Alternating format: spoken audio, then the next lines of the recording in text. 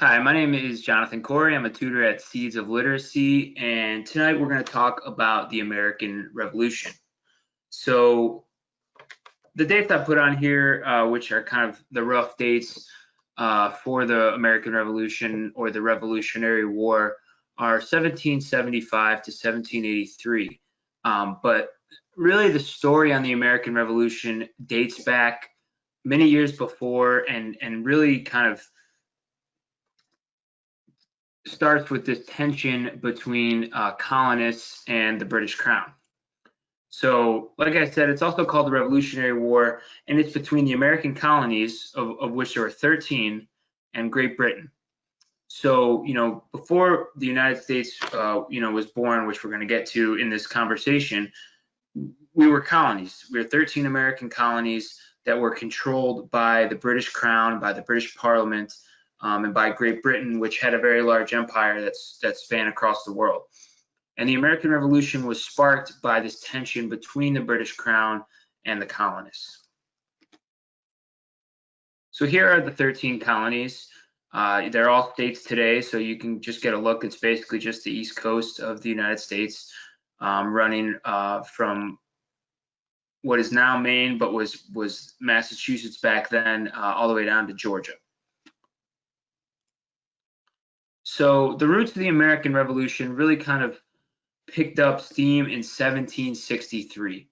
So at this time, Great Britain had won the 7-Year War with France in North America. So this is also called the French and Indian War, with regard to kind of the American portion of it. And that's because Native Americans fought on both the French and British sides. But ultimately, Britain won, and in winning, they got a lot more territory in North America, basically everything that was previously New France, which includes a lot of Canada and a lot of the northern United States. So after winning that war, it's 1763. Great Britain is one of the largest empires in the world, but they're a nation that was deeply in debt.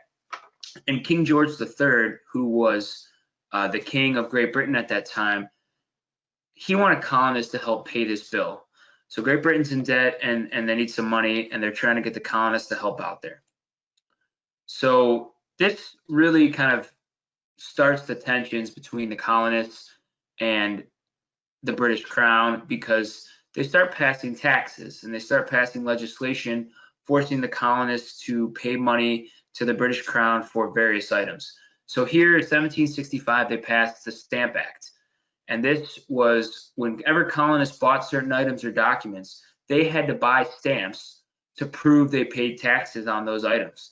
And that included things like marriage licenses or newspapers. So it really included a lot of different items that they were now saying, hey, colonists, you have to buy stamps to prove that you paid a tax on these items. And the thing that really bothered the colonists about this was that they were not represented in the British Parliament. So even if the British Parliament said, hey, we represent everybody, well, not really, because the colonists did not elect anybody to be a part of that parliament. So they felt we shouldn't be taxed if we're not represented. And that's where this phrase comes from, no taxation without representation. And that was really sparked by a secret group of American business leaders called the Sons of Liberty. And they came together essentially to organize the colonists to boycott these taxes on their goods. So they were basically going to say, look, we're going to refuse to buy these goods, these British goods, and we're going to hit them where it hurts in their wallets by not patronizing them until they get rid of these taxes. And so that's what they did. They refused to buy British goods. They protested. They made their voices heard. And within 1 year, the Stamp Act was repealed. So it seemed like a victory for the colonists. They were happy about it, but British Parliament still needed money, and they still continued to tax the colonists. And so the next one that came down in 1767 was the Townsend X. And this was a series of taxes on goods that were important to the American colonies. So everything from glass and paint to paper and tea. And so this was something that really hit the colonists hard. They were angry about it, and they continued to do what they thought was the best way to get rid of these, which was to boycott British goods and just try not to buy them as best they could. So with tensions rising, Great Britain actually sent troops to the colonies to enforce these unpopular laws, and they were heightening tensions with the colonists. These tensions really came to a head on March 5th, 1770, when British troops fired on the colonists after the colonists were taunting them. And this March 5th, 1770 violence came to be known as the Boston Massacre. And so when the British troops fired on these colonists, they ended up killing 5 of them and wounding many others. And this was really the kind of the first big violent skirmish between the British troops and the colonists.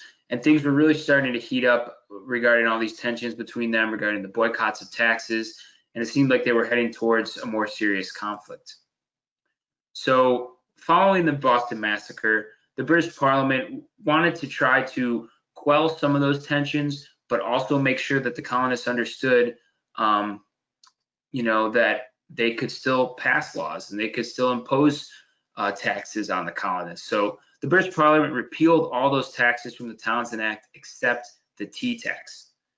So the colonists started to boycott British tea. And that led to a famous event on December 16th, 1773, called the Boston Tea Party. That's when colonists dressed up as Native Americans snuck onto a ship in the Boston harbor and dumped more than 300 chests of British tea into the harbor. Just a massive waste of the tea, a major statement by the colonists. And the British, frankly, they were outraged. They already had troops there trying to impose these laws, and the colonists were just not going to have it. And they just kept doing these various acts of defiance, and the Boston Tea Party was one of the big ones. So in response to that, the British Parliament kind of upped the ante, and they passed what were called the coercive acts and what the colonists referred to as the intolerable acts. These were passed in 1777, really just to punish the colonists. It changed certain aspects of their government and appointed people in places where the colonists had elected their own representatives. It said that unoccupied buildings could be used to house British troops. It said that certain British officials that were going to be tried in the colonies could be sent back to England to be tried, so essentially escaping whatever justice system that had been set up in the colonies. So the colonists at this point were really starting to get restless, and this is when the First Continental Congress meets in Philadelphia, Pennsylvania. So the Continental Congress was really just a group of delegates, a group of colonists that wanted to get these harsh laws repealed, and they didn't want any more new taxes. So they were really just getting together to come up with a strategy, on how they wanted to move forward to address the British Parliament and to address the British Crown.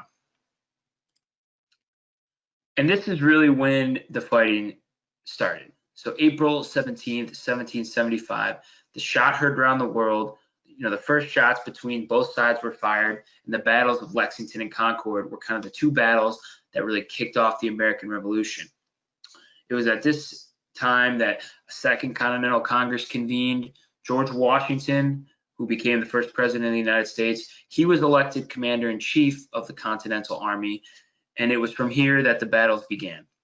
So the American Revolution has started at this point, and it took on kind of a different flavor than some other wars throughout history, mainly because George Washington's strategy throughout this war was to harass the British, to only engage in battle when necessary.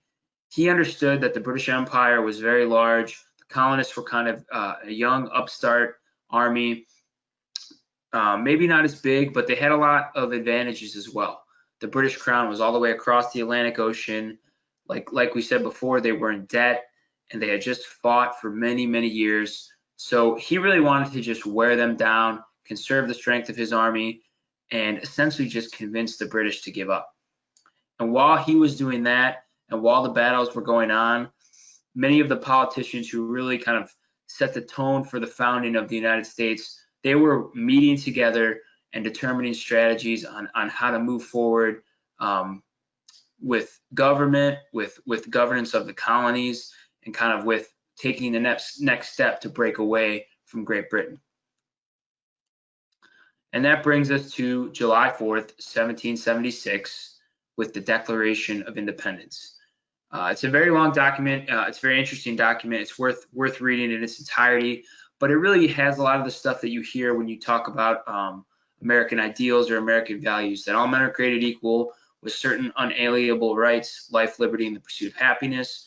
It also included a list of grievances against the king. So it talked about the ways that they've been mistreated by the crown. And it ultimately said that they wanted to be free and independent states, and they were absolving from all allegiance to the British crown.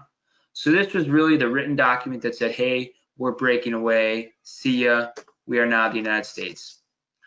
And so this happened in the context of the war. The battles were still going on. And again, Washington's strategy was just to continue the fights. They were occurring in North Carolina and South Carolina and Virginia, all across the eastern seaboard. And both sides were kind of exchanging wins.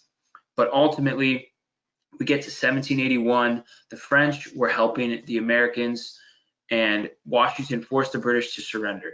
Lord Cornwallis was surrounded in Yorktown, Virginia, on both land and sea by both American and French forces. And it was at that time that he surrendered, and news of that surrender really just started to work its way through the colonies and over to the British Crown. So September 3rd, 1783, the Treaty of Paris was signed, and it officially ended the American Revolution. So that treaty set the boundaries between the British Empire and the U.S. It essentially kind of laid out, what was becoming the new America, what did the British still own, and it addressed a lot of other issues that were lingering from the war. So how to deal with prisoners of war, restoration of property, how to deal with British that were going to remain in the colonies, how to deal with fishing rights. There was a variety of items in the Treaty of Paris, and it was ultimately ratified by both sides on May 12, 1784.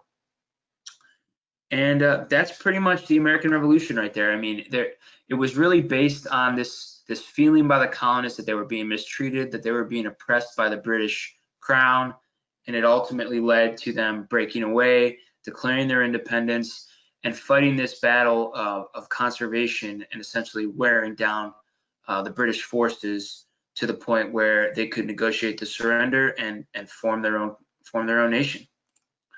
So those dates that I had set out at the beginning, 1775 to 1783, those are the loose dates that are referred to as the dates that span the American Revolution. But like I said, it was really an outgrowth of tensions between the colonists and the British Crown over many years. We detailed the different taxes they passed. We detailed the way that the colonists fought back against those taxes, and then ultimately how violence broke out. So upon winning the American Revolution, this is when the colonists really kind of set out to form a democratic government, which at this time was pretty bold and was really not something that was prevalent throughout the world. So it really kind of set the tone for all the founders to come up with things like the Constitution, and basically the system of government that we've grown into today.